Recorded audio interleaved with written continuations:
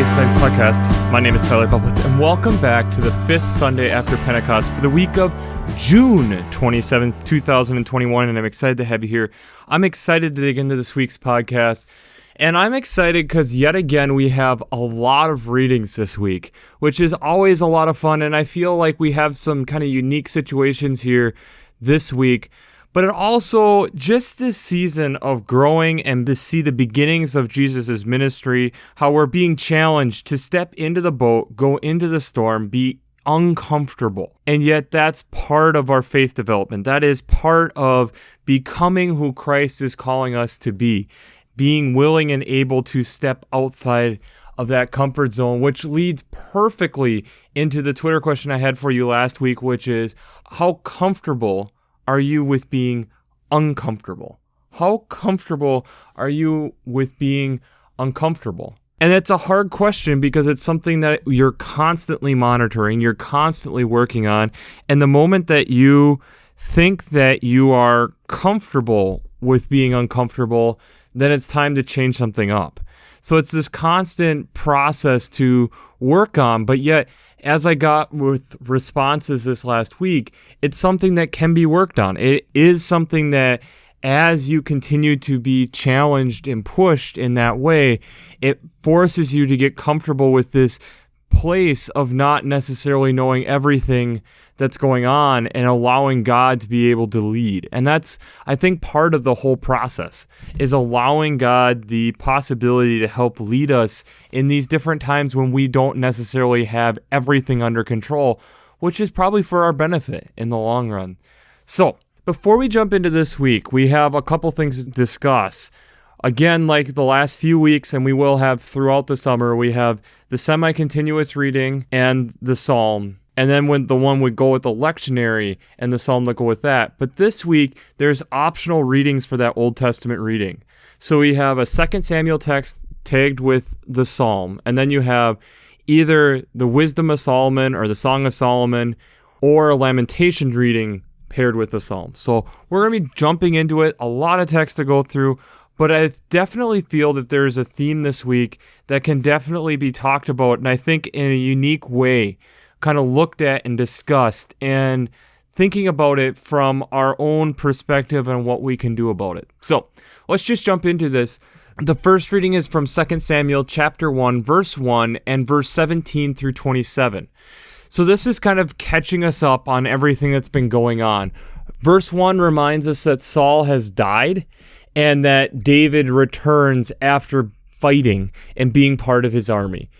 And then we get this lament for Saul and Jonathan from David, talking about how even though, especially with Saul, that he was trying to kill David at different points in his life, he understands that God was still with him, and trying to understand that we still have to honor and pay our respects and understand that God is still in this, even though it might seem kind of dreary at the moment. It's a moment where we really get a human side of David, and we get that a lot in the Psalms too, but just kind of this weeping and mourning over these deaths, and especially Jonathan, who is his probably closest friend. So this feel of just God's going to have to be here, and we have to continue to trust God to get us through this. But yes, we're going to be sad, and this saddens God as well. The psalm that goes with that is Psalm 130, all 8 verses of it. And this is just a lament psalm, if you can't say, "Out of the depths I cry to you, O Lord. Lord, hear my voice. Let your ears be attentive to my voice and my supplications. If you, O Lord, should make iniquities, Lord, who could stand? But there is forgiveness with you, so that you may be revered. I wait for the Lord, my soul waits, and in his word I hope. My soul waits for the Lord more than those who watch the morning, more than those who watch for the morning. O Israel, hope in the Lord. For with the Lord there is steadfast love, and with him is great power to redeem. It is he who will redeem Israel from all its iniquities." So there's all 8 verses of it. So again, this, even as we're going through something hard, God continues to still bring forth good things. So continue to lay into that love that God has for us. So this is where we get the option reading if you're not doing the semi-continuous text. The Song of Solomon or Wisdom of Solomon comes from chapter 1, verses 13 to 15, and chapter 2, verses 23 and 24.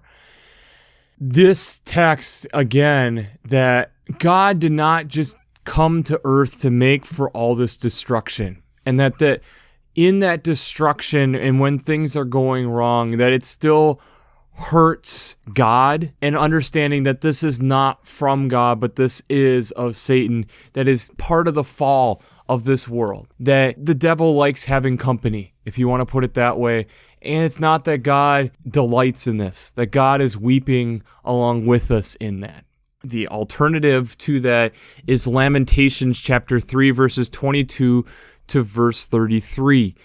This is probably the happiest section of Lamentations, and I think this is the part where we start getting some hope in these texts this week. And again, it's reiterating that the steadfast love of the Lord never ceases, and that in this, what we may feel like is the Lord's rejection, it will not last forever. There is compassion in this steadfast love, and that He is willing to be with us and go through this with us, and not just separate God's self from the pain that we are feeling. And so there's this hope that comes from that, and also just in the love that comes through that. The psalm that's attached with that is Psalm 30, all 12 verses of this, and it's then recognizing that the healing, as the healing comes, that the love will help to heal this, and that we then sing praises for God being able to help move us beyond this pain, the things that will bring us down. I really enjoy verse 11. You have turned my mourning into dancing. You have taken my sackcloth and clothed me with joy. Sackcloth's often used as something to show that you were in mourning. And so this idea that even as we're going through something hard at this moment, God turns it around and makes it into something beautiful. The New Testament reading, the second reading, is from 2 Corinthians chapter 8, verses 7 to 15. Paul stays along this same idea that as we are as a church and going, there are going to be obstacles that sometimes stand in our way. And it's the question then, are we going to let these obstacles define us, or are we going to realize that the love of God can help us get beyond them? So that there's going to be things that pop up that make the ministry difficult. And one of the things that it's really interesting, even that Paul brings up here, coming from verse 9, that here you have an all-powerful God who is rich in lots of ways, but was willing to humble himself to be able to serve others so that they also might become rich with him.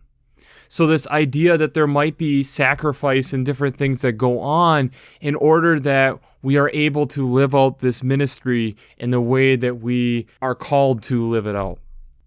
The gospel text is out of Mark chapter 5, verses 21 to 43. So Jesus has landed on the other side and is swarmed by people. And so we get this leader, Jairus, from the synagogue coming to Jesus and saying, my daughter is ill at the point of death. Can you come and make her well and live? And as this crowd is moving along, there's this woman who has had hemorrhages or bleeding for 12 years. She has gone through all the different treatments and such, and she has the faith that if I go and touch Jesus, I will be made healed. She kind of makes her way through the crowd, touches the hem of his robe, and instantly is healed. Jesus stops and then asks who this was. The woman then kind of comes up in fear and kind of says, it was I. And Jesus reassures her, it's your faith that has made you well. During this time, they get the message, don't go on bothering Jesus.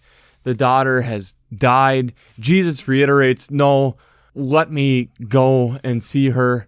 And he brings along only Peter, James, and John, and his brother, James. So there's a small group of them that come along.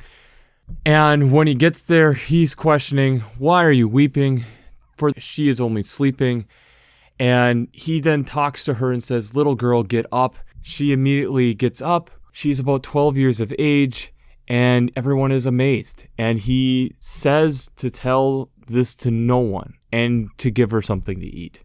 What I find really interesting immediately in this text is that she's about 12 years old, which to me kind of ties in this woman who has been hemorrhaging for 12 years, this tie-in that there's been suffering in different cases, and yet Jesus is going to someone who has been suffering for a short period of time and still making time for the person who has been overlooked and has tried and tried and tried and still makes a way for that person also.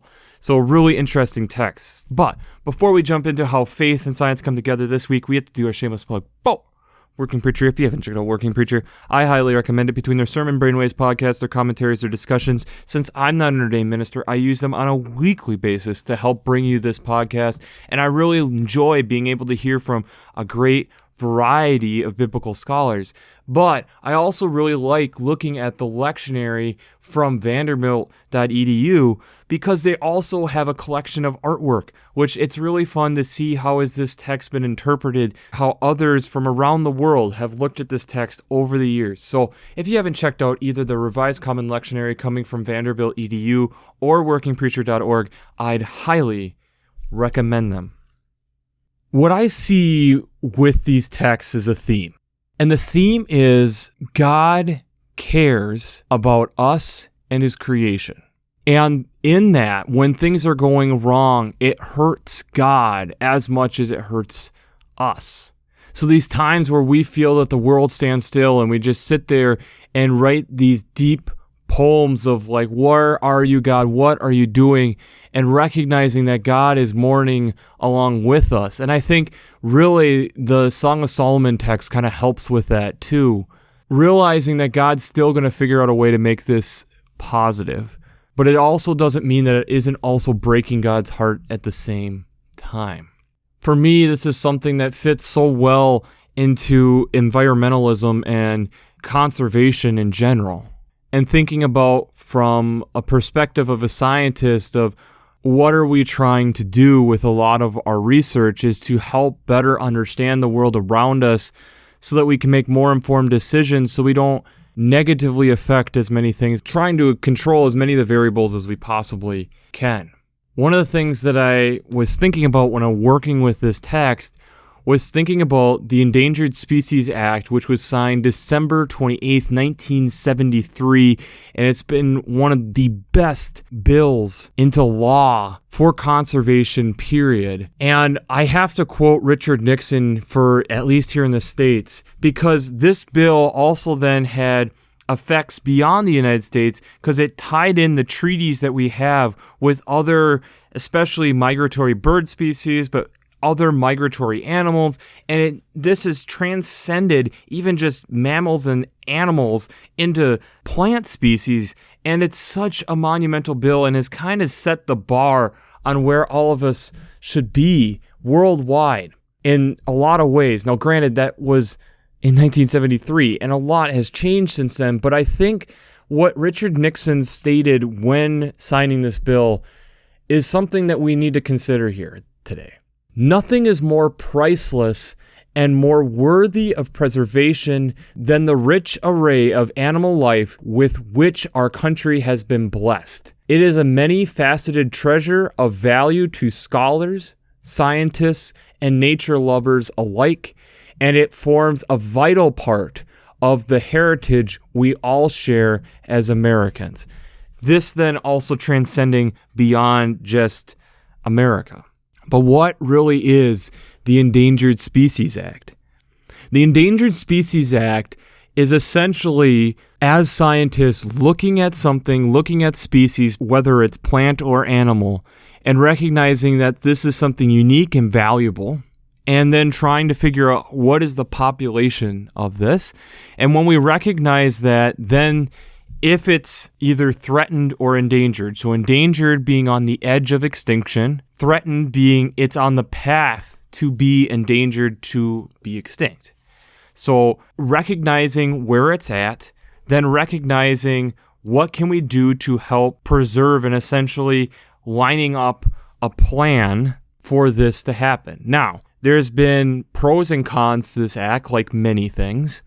Pros being that it has helped with species. So we look at like the bald eagle is a great example, a great recovery story when it initially was put on. And again, there was preliminary bills that kind of got wrapped up in the Endangered Species Act in 1973. But in the late 60s, when it was kind of put on, there was a little over 400 pairs of bald eagles left in the United States in general. There is now 4,000 pairs. And so it's been one of those where, again, because it's put on the list, you're trying to understand what is affecting this bird to be able to be put on this list. And so as they go through, recognizing that it was habitation loss, it was the areas were just not as clean as they need to be. You look at DDT was another big one that was really affecting the bald eagle and making it harder and harder for it to be able to be utilized. And so in all these different scenarios, it's super helpful to be able to get to that point. The downside to the Endangered Species Act is that 99% of the species that get there don't get to that point. They get on the list, they go through conservation plans, and even as you look at people who deal with this on a daily basis, the money goes into cute and cuddly animals, things that are seen as prestigious, like the grizzly bear, things that are somewhat known, versus some of these that are maybe a little bit more under the cover and more seen as something that gets in the way of progress at different points and different phases.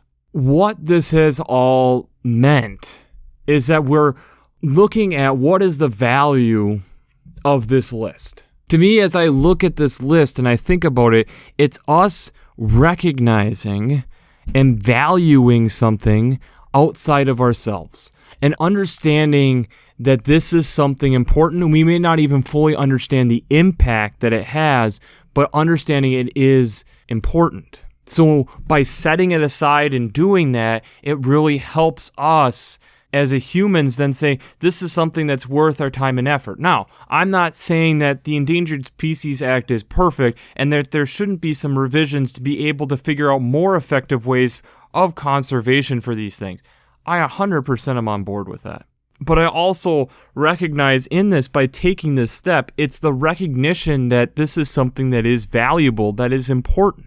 Even getting on this list is seeing that there's value, that you are important. When I look especially at the gospel text, I put myself for a moment in Jairus' shoes, and we only get very few lines from him the whole story. But if it's your child that's suffering, what does Jairus react? Is Jairus upset when Jesus stops to heal this woman? Is he recognizing that this is a miracle and the amazing thing that Jesus is doing at this moment to help this woman that has been overlooked? We will never know from these texts, but I can understand the frustration that very well could be there, along with the amazement that could be just as much there as well. What I also find interesting is in this text of Mark throwing in the detail that this girl is about 12 years old, about the same amount of time that this woman has been suffering from hemorrhages and bleeding, just bleeding. That this girl has had so much joy and brought joy and all these different things, but this woman has been suffering and suffering and suffering, and yet Jesus still stops to take care of her and doesn't overlook her. And that to me is like those non-cute and cuddly animals that are on the endangered species list. The ones that okay, it's a fish. What's the value of this fish? Or it's the shrimp, the small shrimp. How many other species of shrimp do we have that would be just fine? It's those types of questions, those types of things that are interesting, that are fascinating, that Jesus then, in this case, is taking the time to recognize this. And I think it also helps us recognize that how often are we overlooking potential help on the way to doing something else? How often are we overlooking potential needs in our own community because we're so focused on a single need? In life, we are called to essentially be the eyes and feet of Jesus, and yet here Jesus is showing that on the way to do something else, he still recognizes that there's someone else in need, which fits in with, especially like the 2 Corinthians text. On the way, there was an obstacle. This other woman who comes up and touches, and Jesus doesn't ignore her. Instead, he spends time with her to the point where it looks like he misses the mission of the other thing that was drawing his attention. And instead, Jesus is like, no, don't worry. She's just sleeping and you don't realize it. I'm still working here. Jesus and how God works with us is a helper, but that means that we need to be tuned in enough to be able to recognize the small things that are disturbing God. We've talked about before, and I've reiterated this so many times before, but I'll bring it up briefly again. The Yellowstone Wolf Project and the reintroduction of wolves and how that's totally changed the whole ecosystem for elk, how it helped with erosion, how it helped with just being able to revitalize the ecosystem in Yellowstone. We had seen all these problems and thought it's going to take a lot of cash for all this to be fixed. And instead we realized how connected all these different problems actually were. Do we not know that maybe the key to being able to help some of these different animals, not maybe just the cute and cuddly ones or the economically ones that would be good for our economics or the ones that we see as prestigious in some way, that maybe there's an underlying factor or something else that's endangered or having issues that if we dealt with that, it would naturally help the other. And to me, that doesn't sound crazy. That very much sounds like what God does for us naturally. Jesus on the way to going and helping someone else find someone else who needs help. And who knows what her story is after that point, how it might change the course of things moving forward. How often we overlook the little things or say that's beyond repair, environmentally, ecologically, or in our throwaway society, that we miss the potential of what repairing that could potentially do. I know the Endangered Species Act has been seen as something that at times gets in the way of progress. For instance, the logging industry and the spotted owl out in the Pacific Northwest of the United States. Part of it is the recognition by putting them on the endangered species list at times. That's the point where we actually start researching them and start actually understanding them. And start understanding more than just the generic, it's an owl so it does this for the ecosystem. And the thing that I think we have to remember in that is if God knows each of us by name and it recognizes and acknowledges us all by name, why wouldn't we do that with his creation? And at least understand the value of what each of them bring to the table. Because the thing is, if we're trying to understand God, maybe there's a reason they're here too. So maybe it's worth trying to understand. And the thing is that sometimes putting our priorities second, which again is what we are called to do as Christians. It's sometimes really hard doing that. I think about over the next few years here, the difficulty that we're going to have with microchip shortages and how that's going to affect technology and shortages of things long beyond when this pandemic is over. The ramifications are widespread. But can we live without things for a while? Can we learn to move beyond having a microchip in everything and maybe figuring out better ways of doing things, better practices? But that takes observing, that takes being observant, and that takes the moment to recognize the value of things around us. The Endangered Species Act came into existence because they were recognizing the pain of losing some significant species, such as the passenger pigeon or the Carolina parrot, which was North America's only parrot in the States. We often overlook these things and then wonder why later, why are things weird? Why is there seeming to be a gap? And it's because we took care of what was filling that gap. The beauty that was lost in those can never be replaced. So recognizing the beauty of each and individual species, just like God individually recognizes us, is important.